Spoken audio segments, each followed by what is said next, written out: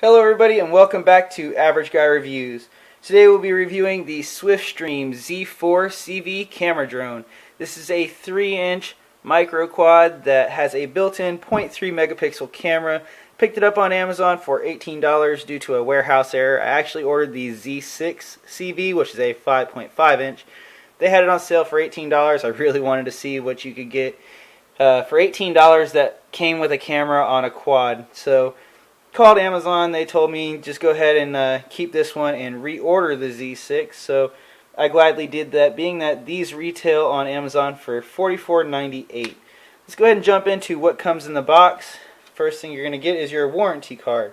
This is the same warranty card that came with the Swift Stream Z32.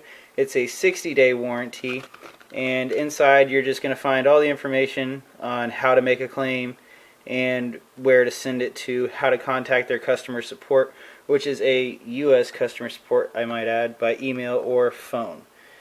You're going to get a USB charger. It is a proprietary charger, so hold on to this one. It does have a red light that comes on when it's charging, turns off when it's done.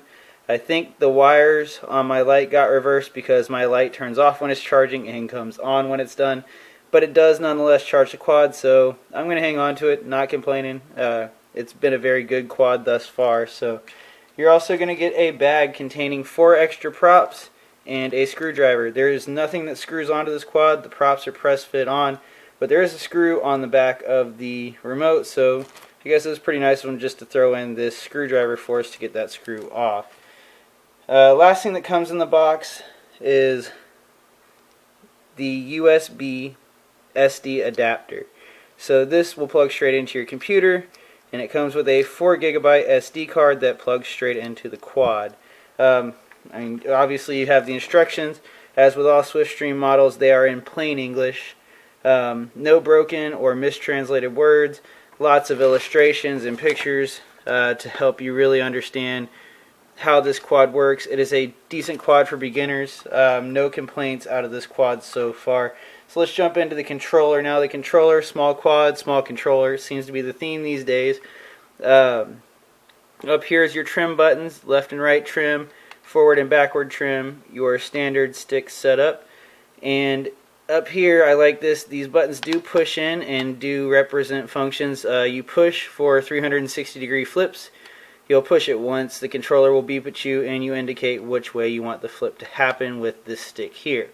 Now, over here you have your speeds. It's a 3-speed setup, so you got low, medium, and high. On low rate, it is almost impossible to fly this quad. The yaw rates are just way too slow to turn this thing around.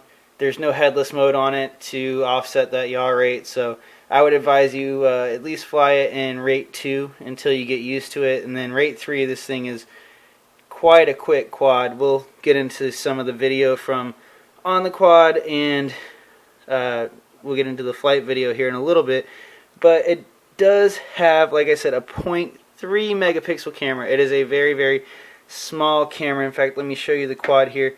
Here is the Swift Stream Z4. The camera is located right up here in the front of it, this little tiny pinhole camera.